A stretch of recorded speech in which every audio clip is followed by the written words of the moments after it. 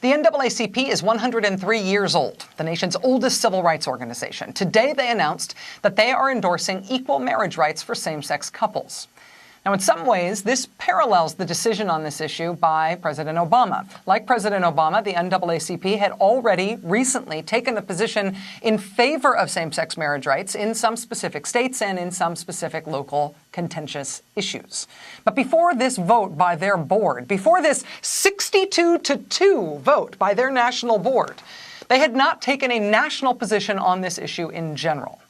This is a big deal for a few different reasons. First, because support for same-sex marriage has been softer among African Americans than among white people and Latinos in this country. There has been talk on the anti-gay right of trying to use the issue of same-sex marriage to turn gay people and black people against each other in this country for political purposes.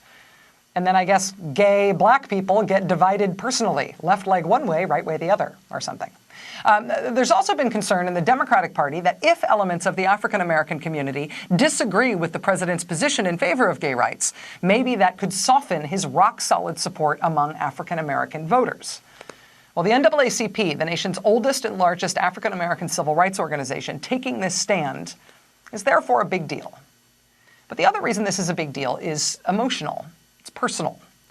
Something kind of remarkable happened when the group's national president, Ben Jealous, made this announcement about his organization today. Watch what happened.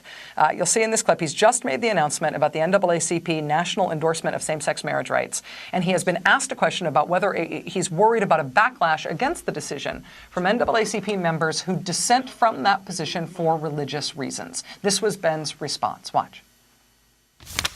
I would like to point out that many of us are religiously based. The bishop, chairman, who's a ordained reverend, myself who was an altar boy.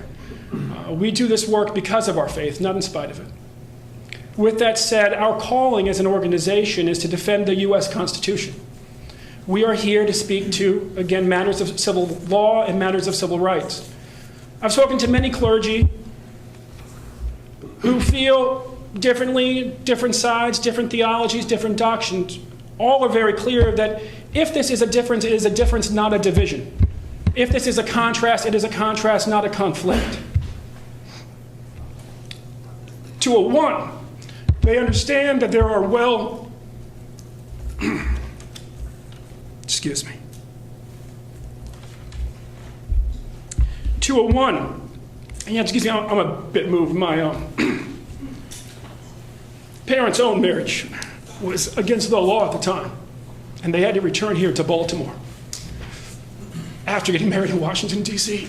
And the procession back was mistaken for a funeral procession because it was so quixotic to people to see all these cars with these headlights on, having to go from one city all the way to the next just so they could have a party after they got married in their own home. It's an important day.